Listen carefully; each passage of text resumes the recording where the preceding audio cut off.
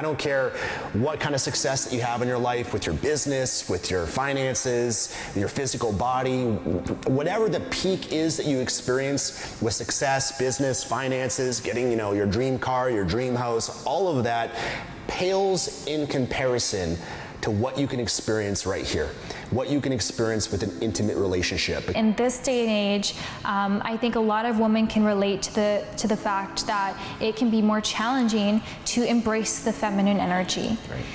If you're a woman and you're in business, I'm sure you understand what I'm talking about, because in business, you have to bring out a lot of that masculine energy. Yes, you can use your feminine energy and there's a great place for it, but a lot of the things that you'll be doing, you will require that masculine energy. Your feminine is your power. There's a lot of power in the feminine, and ask any masculine man, if there's a feminine energy walking by, like the masculine is like, they can't help but look. They're drawn to it. Hey everyone, it's Stefan and Tatiana. Today we're going to be answering your relationship questions. So we actually just finished recording another video, and what we did was we asked you guys your questions on relationships. We compiled a list, and we wanted to answer all those questions in one video, but unfortunately we didn't manage to do that because us, we take a long time. We talk a lot, but we want to go deep. We don't just want to scratch the surface. We actually want to add value to you and not just waste your time watching this video. So we decided to break up the video into two parts. This is going to be part 2. Part 1 will be available by clicking the link in the description box below. I do encourage you to watch it. Part 2, we're going to go into sex, money, jealousy, a lot of just juicy topics, a lot of interesting questions that you guys submitted. Yeah, and by the way, we also recently published our wedding video that's on our YouTube channels. And so if you guys want to watch that and celebrate in that special day, then you can find it on the Tatiana James YouTube channel or the Project Life Mastery YouTube channel. And we'll throw a link for you guys for that one as well in the description. But, this is a topic that we're passionate about, because really, what's more important than love? Yeah.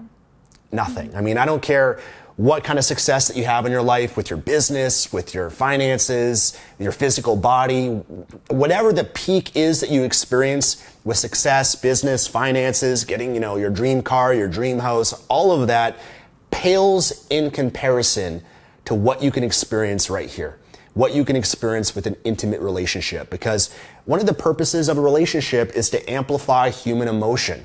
Whenever you have a success or you have a magic moment or something that happens in your life, you want to share it, because when you share it, it amplifies the feeling of it.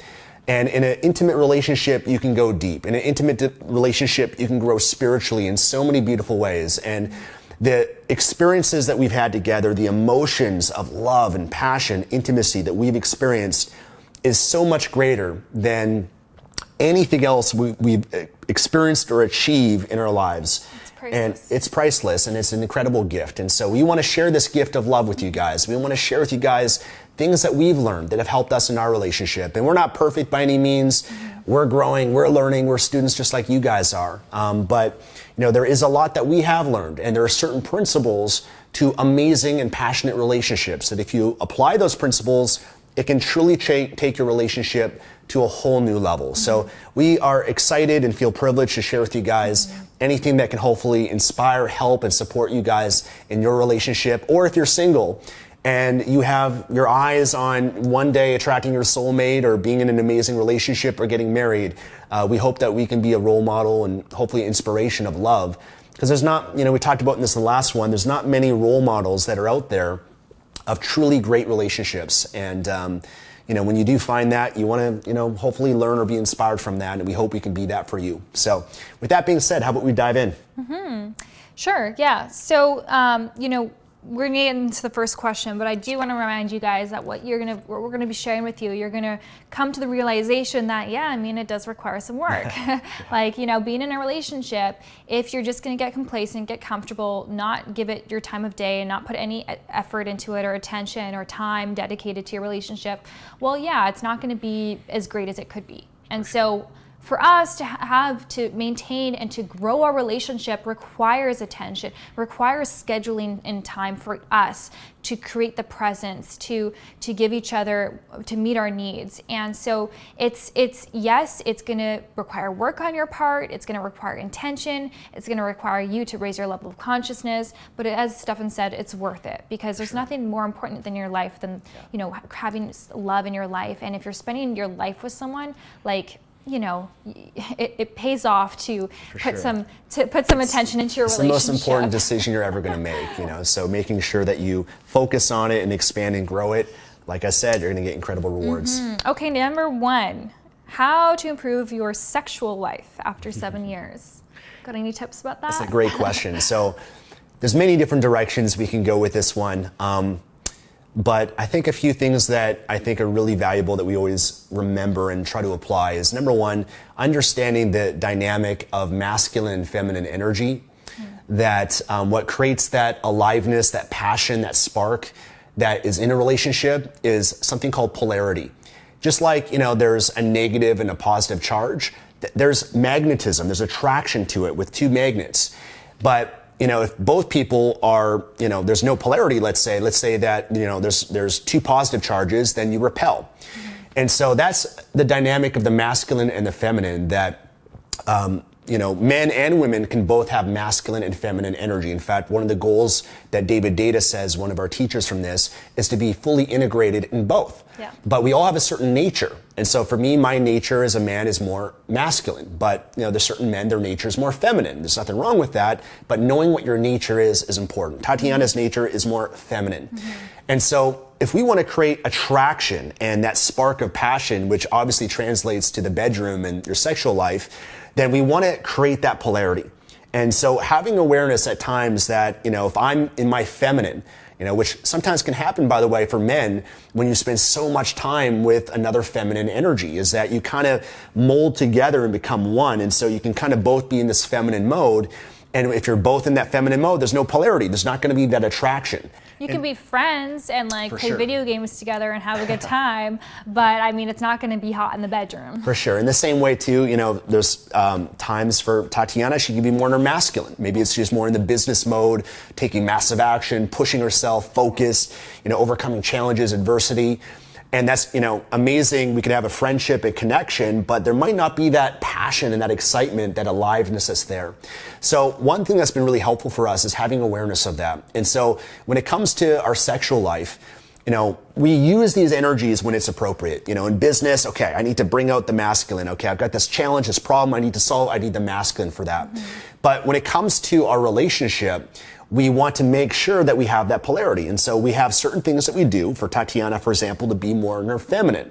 Because when she's in her feminine, she's going to be radiant. When she's in her feminine, I'm going to be drawn to her. I'm going to feel wanting this desire to be present with her and to claim her. And when she's in her feminine, she wants to be claimed by the masculine. She wants to fully surrender, you know, and she wants to open fully.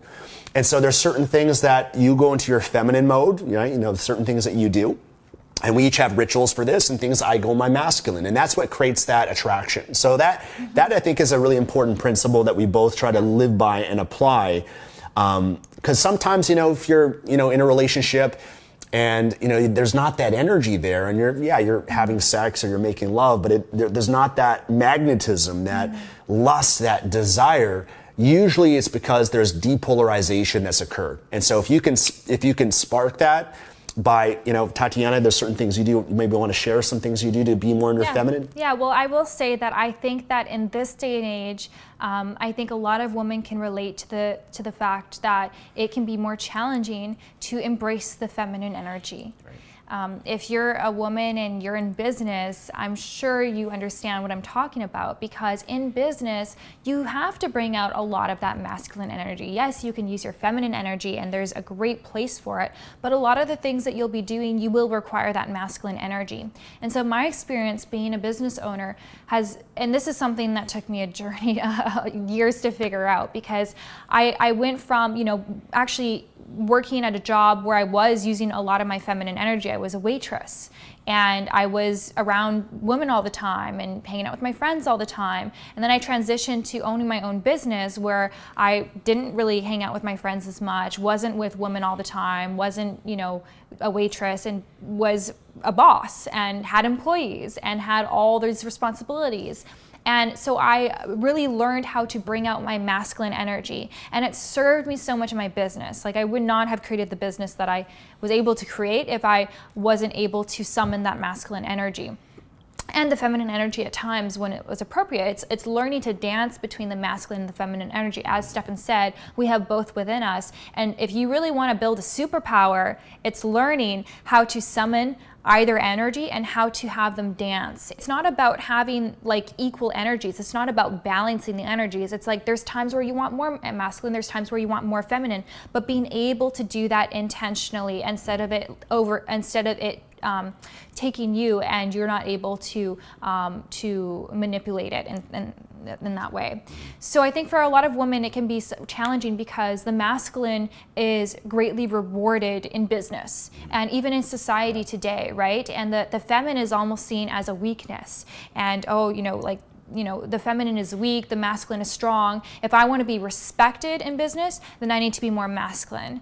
Even it comes down even to the clothes that we wear. Like, maybe I'll wear a pantsuit instead of a dress, or it's, how you show up. And so it's embodied in so many different ways. And so it can be more challenging for the feminine, who is a working woman, who is a boss, an entrepreneur. It can be more challenging for her to transition into her feminine energy. So if her nature is feminine, but if she's spending the majority of her day, say, 9-10 hours of her waking hours using her masculine energy and her masculine energy, it can be challenging to transition back into that feminine energy.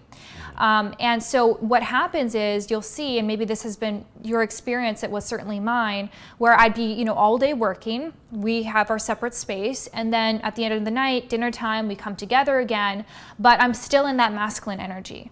And I'm not in that feminine energy. So he's in his masculine, I'm in my masculine, and there's just no polarity, and it's not sexy, I'm sorry. So I had to learn, okay, I want to get more in my nature, because also, if you're in your masculine for so long and your nature is feminine, you feel this pull, you feel this misalignment. You're putting on a mask, essentially. Yeah, you feel like, I'm not congruent with my nature, and you feel it within you. You don't have words to describe it, but you feel like this is just not me. And when you get to tap into that feminine energy, when you get a taste of it and you're like, oh wow, this is so refreshing, I needed this. And so for me, I learned that there needs to be a transition time after work. And so for me, sometimes I would take a shower, kind of wash away the day, wash away the energy, and then, or sometimes I would dance a little. The dancing is feminine, right? It's super feminine. It's just the free flowing. The feminine is like the river that's flowing. It's going in all directions, and it's not structured, right? It's just free flowing. The masculine is like the rock. It's solid. And so I would, or it's sometimes for me, part of my morning ritual is put my makeup on and do my hair. And it's not because yes, I like the way I look when I do that, but it's really just a self-care practice. And it's something that I can do first thing in the morning that helps me to enjoy my feminine energy and to respect my feminine energy. That's a big part of it, is learning to respect the feminine energy. Your feminine is your power.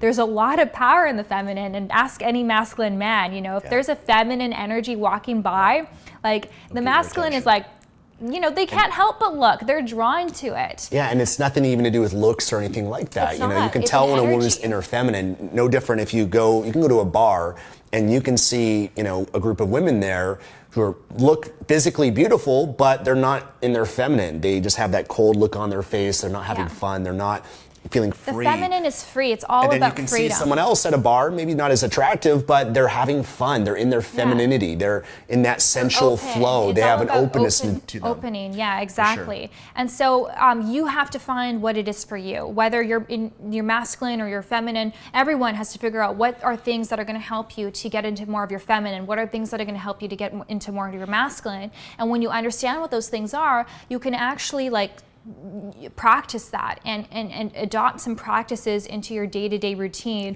to help you to summon either the feminine or the masculine energy. And so for me, it was realizing that like, wow, with the masculine energy, like, you know, we could be in the bedroom and I'm thinking about work, I'm thinking about how I'm gonna like deal with this employee and manage this conflict, and it's like I'm in my mind so much, and the feminine energy just allows me to just be open and relax and you know, flow. For sure. Just like this conversation. Like I Yeah. have no structure right now, and when Stefan talks, you'll hear he's like structure. He knows exactly. It's the masculine. It's going to be more contained, and the feminine is just going to flow like a free spirit. And by the way, when I'm with Stefan, because he's more masculine, I naturally go more into my feminine. Right. So if you watch my videos on my channel, you'll see me when I'm speaking, I'll probably sound and look a bit different because I'm more in my masculine.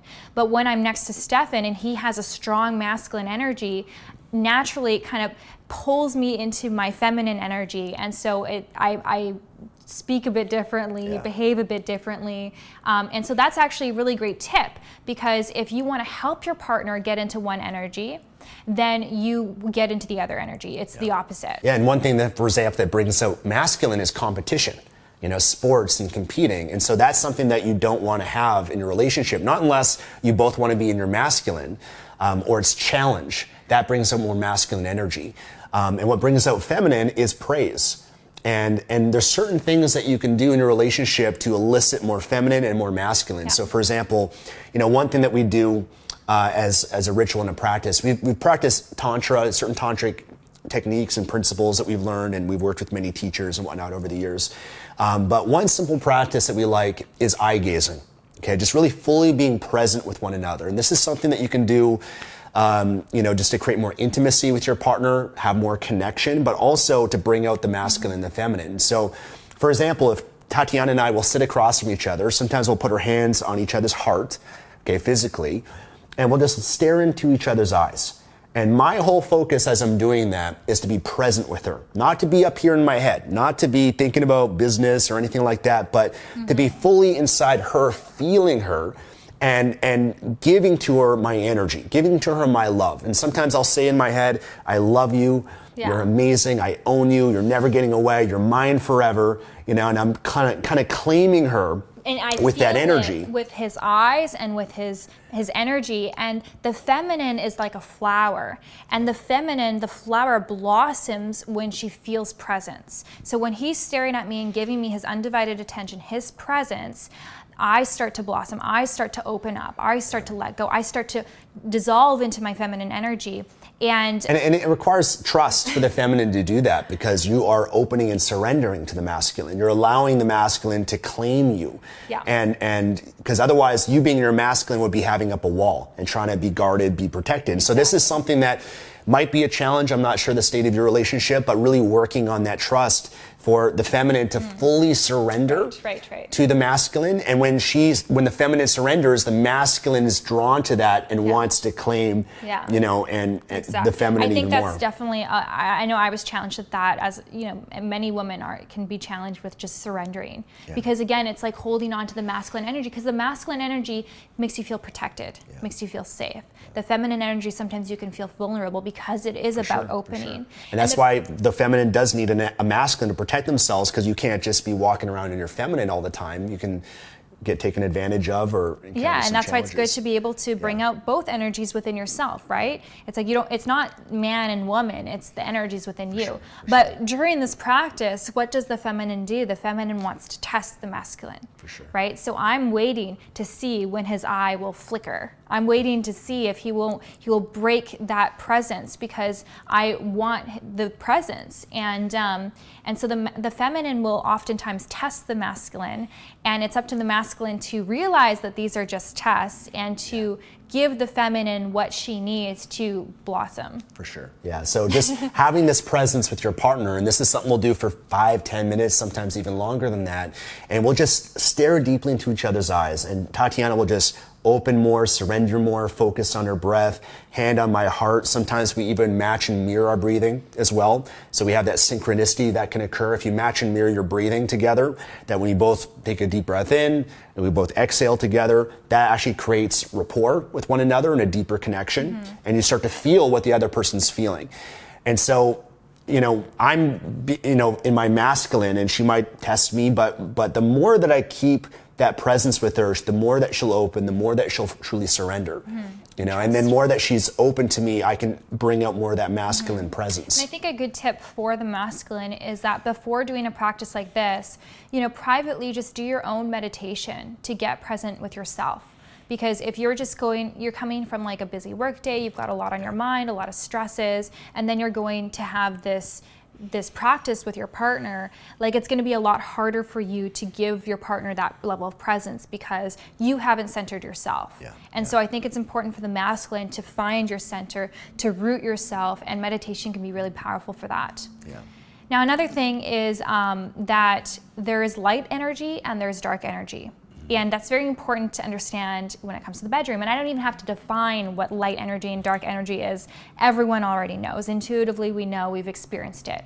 And I think what's important to mention is that sometimes we will only allow ourselves to bring out one energy as we suppress another, whether it's because our religious views, or because we were told it was bad, or we had an experience or a trauma, but for whatever reason, maybe we're only experiencing one energy and not the other. And just like we have feminine and masculine, we also have the light and the dark, and it's important to be able to allow yourself to experience both.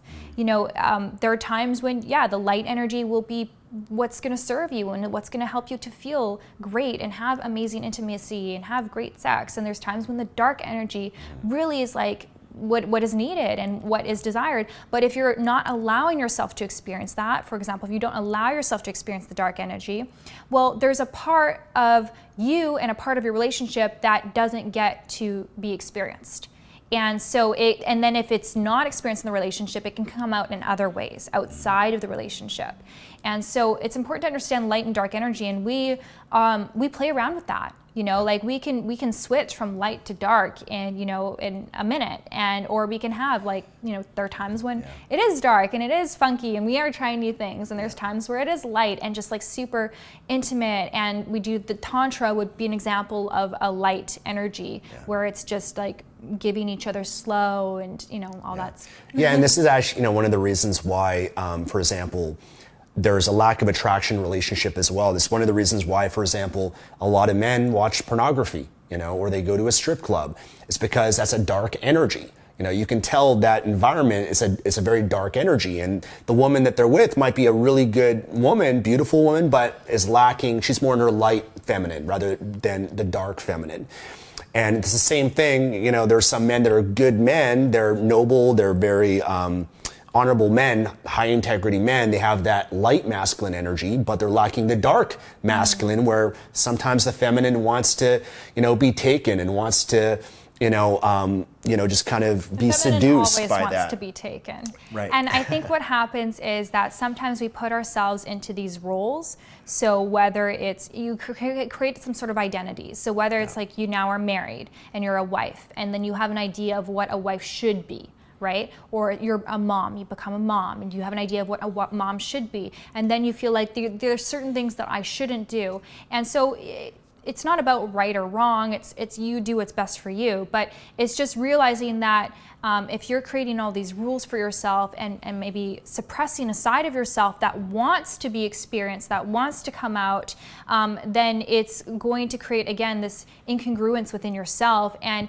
it can come at the cost of your relationship, because I think a relationship is a place, it's a safe space to experience, to create and to experience and to try new things. And that's part of being in a relationship, a long-term relationship, is spicing it up, is trying new things, and just having fun with each other and exploring new things, and Yeah. There's so much we can share on this topic. Anyways. I'll just give you one more thing, guys, before we dive into another question. One thing that I've shared before on my YouTube channel, I think over a year and a half ago or so, was this book that we both read. It's one of our favorite relationship books, and it's called Cupid's Poison Arrow. Cupid's Poison Arrow by Marnia Robinson, I believe. And this was a woman that went and she studied all the different kind of philosophies, religions, when it came to relationships. And she studied Tantra and, Buddhist principles and all of this sort of stuff. And one thing that she shares and teaches is this method called the Karetsa method. And the Karetsa method is a way of making love with your partner that's very slow and sensual. It's very intimate. It's not anything like what you watch on pornography, for example, or what the media and all of that has kind of sold you on what sex, should be and how it is. And that can be fun at times, but it's lacking that intimacy and that connection that you get from this method. And so a big part of it is actually practicing with your partner that the goal when you make love is not to have an orgasm. Okay? Orgasm is not the goal. When you have orgasm as the goal, then it creates all this pressure, and oftentimes it's like, you get caught up in your head. You get caught up in your head around that. And so a big part of it is practicing not having an orgasm. And for men, non-ejaculation. And by the way, there's actually certain methods, certain things you can learn from, for example, there's a book called The Multi-Orgasmic Man by Mantak Chia, learning through certain principles how to have orgasms for men without ejaculation. Okay, it's all about learning how to channel the energy through your body, through your chakras, rather than expending that energy out, learning how to channel that energy all up through your body. You can have Kundalini awakenings and all these kind of crazy energetic experiences when you dive into that world. But this is something that we practiced where we went several months without orgasm. That was not the intention at all from our lovemaking. And what it also does is it allows you get so much pleasure out of just a touch. You get so much pleasure out of just slowly touching and looking at each other, and it's incredible what that does, and there's actually a lasting effect that you have in your relationship when you do this. Because they've actually found, and she outlines this in the book, when you do have an orgasm, it takes about 2 weeks for your brain to recover from that, because an orgasm is one of the peak experiences of pleasure that a human being can have. And when you have a high like that, whatever goes up must come down. So usually when you have an orgasm, there's a crash. There's a chemical component to it, For right? sure. In your brain. In your brain chemistry. Yeah. And so what they've actually found is that it takes 2 weeks, because otherwise you'll have this chemical imbalance of ups and downs where it'll actually translate to you not being attracted to your partner, you annoyed and agitated and frustrated. So I probably didn't do the best service describing it, but pick up this book. It's one of our favorite books. I'd like to read it again. Some of the best times in our relationship is when we were actually practicing this Karetsa method. Yeah. It was very powerful for us, and we've done times where we spent months doing this method, practicing this method, and then months not practicing this method, and I can tell the difference.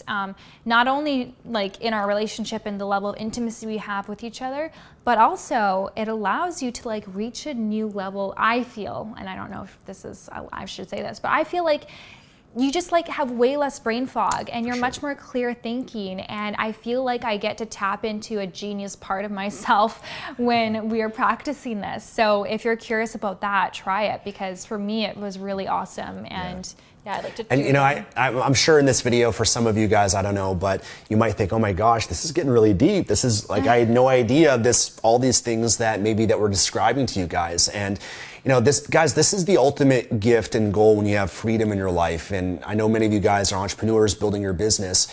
For us, one of the greatest advantages of that when you create your success, for example, you have freedom, is it allows you to focus more on self-actualization. Abraham Maslow's hierarchy of needs, the very peak is self-actualization. For us, because we prioritize a relationship so much, there's so many levels of what you can learn and how you can grow your relationship that most people have no idea about. And one key principle that we have of always being into personal development is we're always trying to grow, but that requires having an open mind. Because I know that, I've shared certain things like this about not having an orgasm, and so many people, they're like, what? I couldn't imagine that. That's crazy, not having an orgasm.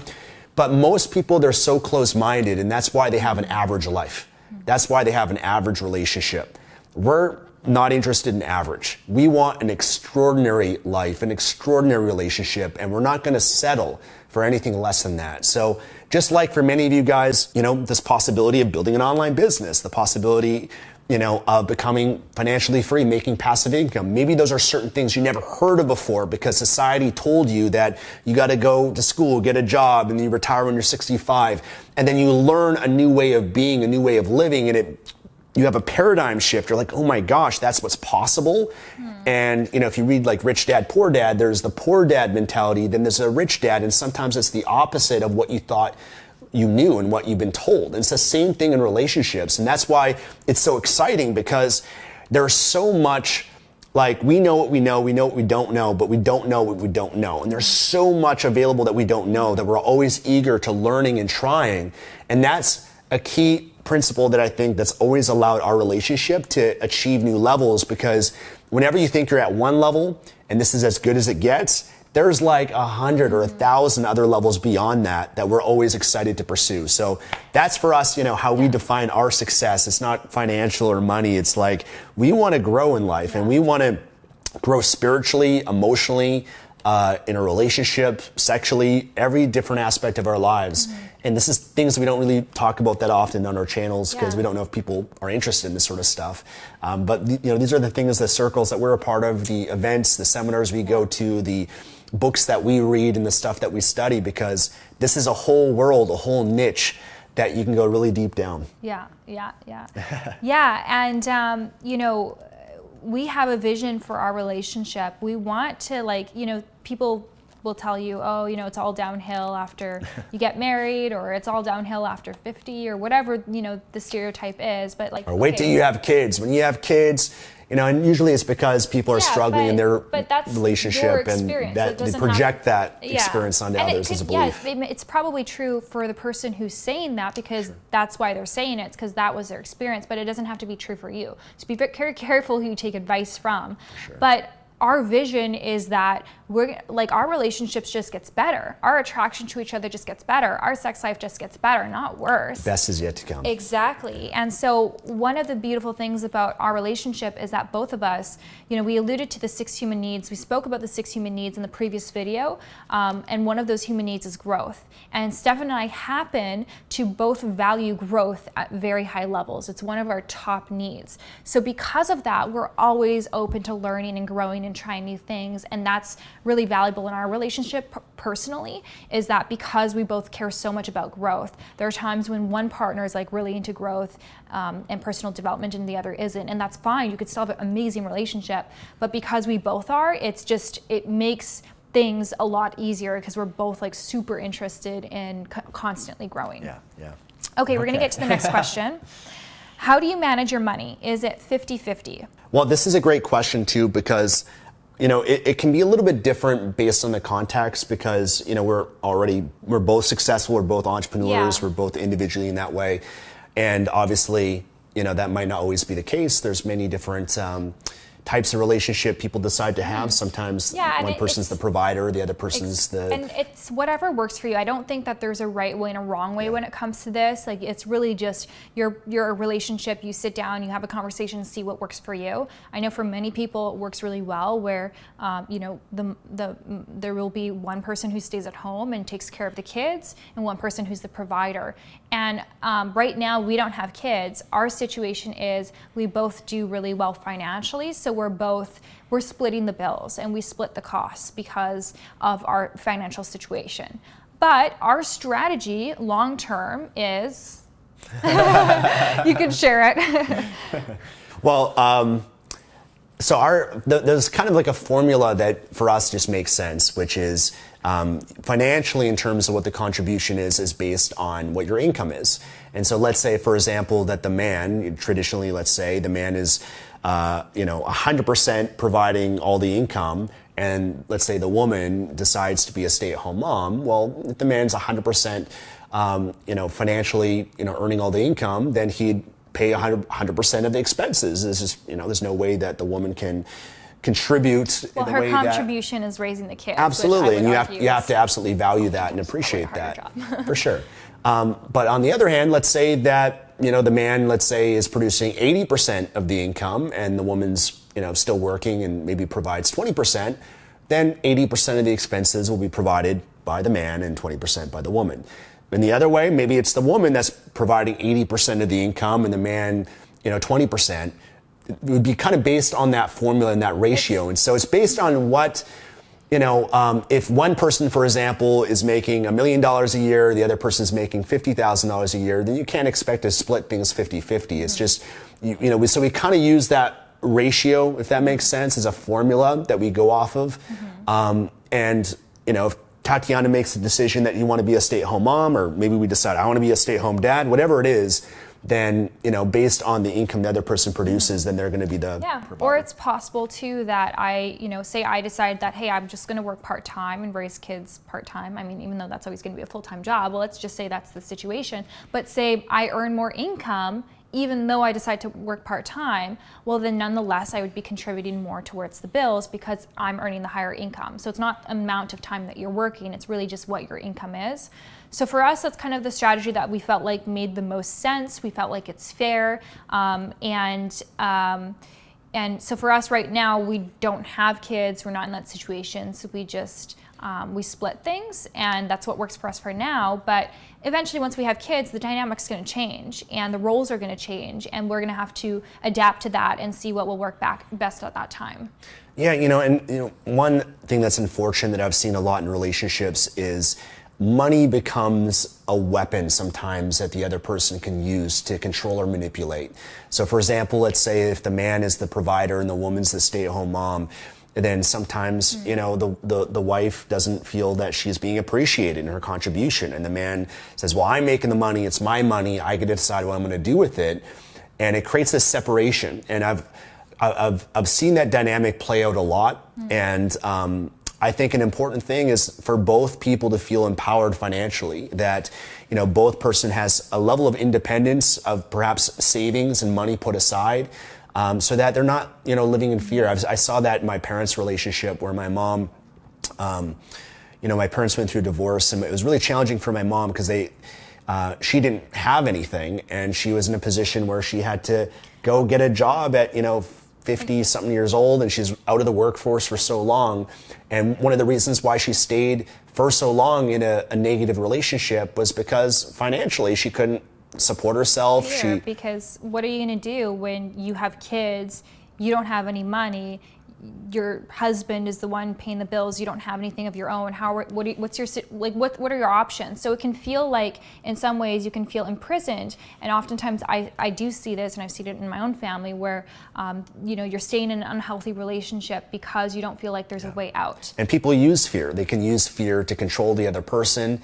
And that's where it can get really unhealthy. And so I think every relationship can be a little bit different. It's an important discussion to have, and hopefully people can have a very conscious discussion out of abundance rather than scarcity and fear. But I think it's important for both people to feel like they have a level of security in the relationship. And that's what we have. So we also each have our own separate investments and savings, businesses. And we empower each other to have that. So I've got my own investment account, he's got his own investment account, and that's his, that's mine. And so we have our own independence, but the things that our joint expenses, the things that are for us and that we do together, that's something that we both contribute to. All right, let's move on. One more question. Does Stefan get jealous if Tatiana makes more money? And vice versa, I would assume. No, is the answer. I mean, number one, we're on the same team. Of course, exactly. I want Tatiana to do as amazing as she, to fulfill her potential. I don't want to hold her potential back because of my fear and my insecurity. So I want her to blossom and to achieve what she wants to achieve, and to be as happy as she wants to be, and experience everything that you want to experience, and vice versa. So we don't have that fear around that. But I think, part of it, honestly, is that, we've really evolved over the last number of years. I think based on our situation where we've done well enough financially that we don't have to work again, we're set up for the rest of our lives, and we've been smart with our money. that one thing that we've been working on a lot is giving up a lot of the attachment that we once had to money. So there was a time in, I think, both of our lives where money was like so important, you know, becoming wealthy, becoming financially free. It was such a focus in our minds that we had to learn and master. But then also that creates a level of attachment where you have this fear. Whatever you worship, if you worship money, you'll never feel like you have enough. Mm-hmm. Just like if you worship beauty, you'll always feel like you're ugly. You know, so, and that was a quote from, I think, David Foster Wallace. Amazing quote. You guys can look that up. But for us, I think both of us, we've made money less important. We make all the other areas of our life at this stage more important. We make our relationship more important, our health, our mental and emotional well-being, our spirituality, our family. Those are things that we care more about. We put more focus into. Money is something now for us that we're comfortable if we don't make any more of it, to be honest. Like we're set financially. So yeah, I mean, if Tatiana makes more, fantastic, great. But I'm not defining my happiness or my identity or my self-worth based on how much money I make or how much money I have. That's just going back to the ego that we talked about. Yeah, exactly. And I think that if Stefan makes more money than me, and if that threatens me, if that brings out an insecurity in me, then I have to ask myself, well, what is my relationship to money? And how do I view money? Because obviously there's some sort of identity that I'm holding, and for some reason I'm now basing my value, my self-worth on the level of income that I'm making in relation to Stefan. And so this goes back to the first video that we were talking about. It's an opportunity to reflect of yourself and say, okay, where's this insecurity coming from? Why is this a threat to me? Why would I feel jealous right now? Because if you do, then there's something deep within that has to do with how you're viewing money. And there's probably some scarcity there. There's some insignificance, a feeling of insignificance, like how much you make is going to define the value that you have in the world. Something like that. I'm sure there's something like that there. And so if that were the case, then it would be an opportunity for me to reflect on that and trying to figure out what that is within myself, and then maybe try and heal that, because there's a part of me that probably needs healing. Because otherwise, if I'm whole and complete, then to me, money is just money. And if he makes more money, great. If I make more money, great. If we don't make money, okay, we can work on that. But there's no emotional trigger there, because money itself, it's not good, it's not bad, it's neutral. And it's whatever I make of it. Exactly. And it's the meaning that you make. I mean, if one person's making more money, it's what I decide to make that mean. I can make that mean that I'm insignificant, which usually is why you would be insecure or jealous, is because you're overvaluing the need of significance and you're caught up in your ego. So the ego feels threatened by that, and you feel like I'm not as significant and I'm comparing myself to someone else. And if they're make more money than me, then I feel insignificant in comparison to them. Yeah, so being caught up in your ego. Yeah, and it's no different than if, sorry for interrupting you. That's okay. Just for example, like if you just, oftentimes you'll see someone who's like just decked out in designer, like just super, super flashy, and wants to drive a super, super flashy sports car. And so they obviously want to show how much money they have. But and what we do, when you have a level of awareness, you can ask yourself, okay, well, what need are they trying to meet? We talked about this in the first video. Based on these actions, they're obviously trying to show how much money they have. What need are they trying to meet? They're trying to meet the need of significance. So for them, they feel worthy, they feel significant when people give them the time of day because they're flaunting their money. And so it makes you really understand people at a different level and understand yourself, and then you see what kind of need that, hey, maybe I can meet this need in a different way. If this way is not serving me, maybe there's another way that's going to be more serving in my life that I can actually meet that need. Yeah, so I don't think it's healthy to tie your self-worth and your identity to money. Sure, making money is great, but don't get so attached to it that if you aren't making, for example, one thing for both of us is we both don't work nearly as much as we did before. And as a result of that, maybe we're making a little bit less money than we did before, but we're okay with that. We're not so attached by it. We could, if we both decided to take like the next 2-3 years off and make no money, like we can do that because we're not so tied up in that. And we also have the belief and confidence to know, like I know for me, hey, if I want to make more money, great. There's so many things that I can do. There's this business opportunity, that opportunity. I could create more videos on YouTube. I could invest more. But usually for us now, we're not willing to work as hard and get so caught up in that, even though, yes, it could make me more money and I could feel more significant or whatever. For us, really what's more important is just having love and having happiness in our lives and peace of mind and actually enjoying our lives and being fulfilled. Yeah. And that's really, I think, one of the most important purposes of life, and people don't experience it as much as they should because they're so caught up in money, or whatever it might be. Yeah. So. Yeah, and a fundamental learning in Taoism is practicing non-attachment, because whatever you are so attached to is what can create suffering in your life. Yeah. And so it's like recognizing that, yes, we need money to like live in this world and function, and it can be fun to have money and buy things and do fun things and create magic experiences, but it's the attachment to money, and this is also a theme in the Bible. It's easier for a camel to go through the eye of a needle than a rich man to go to the kingdom of heaven. Yeah.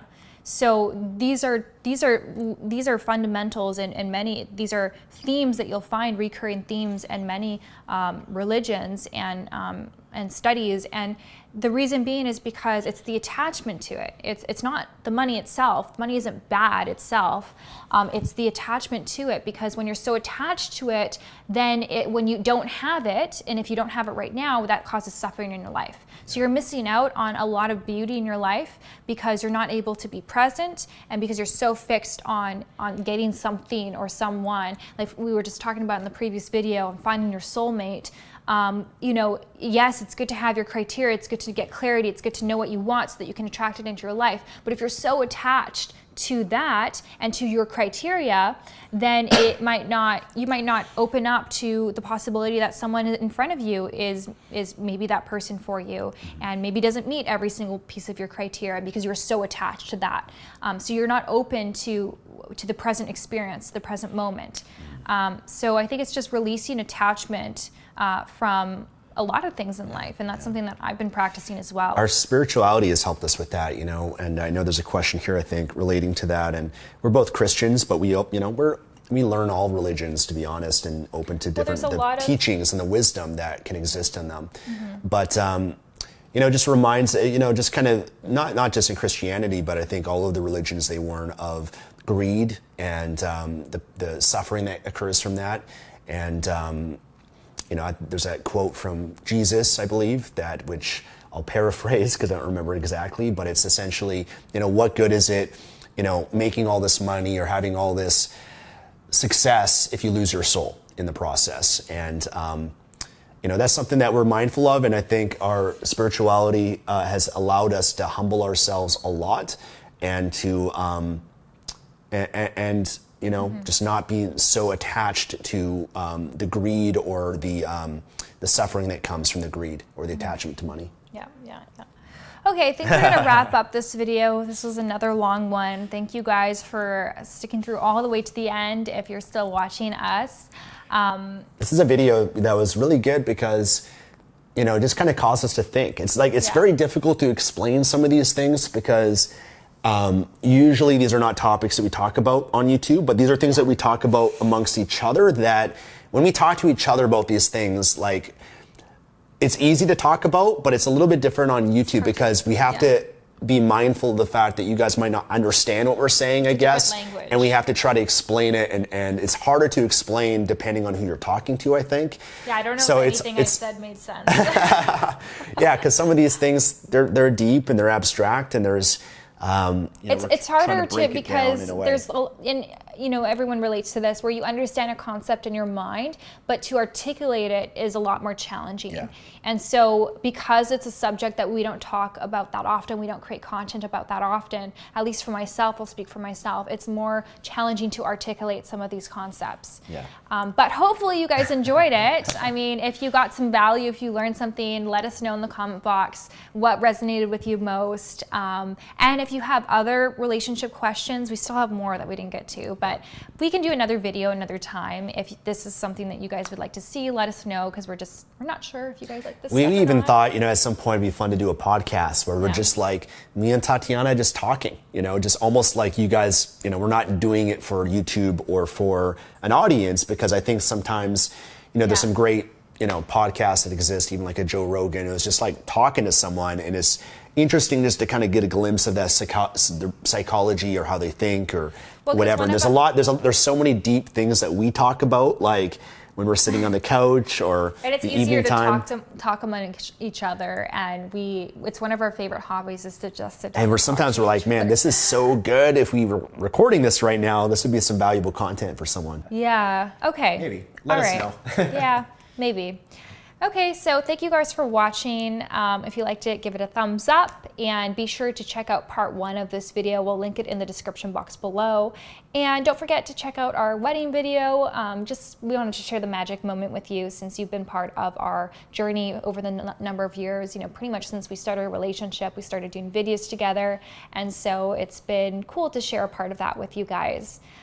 So thank you for watching, and we will see you guys another time. Take care. Bye.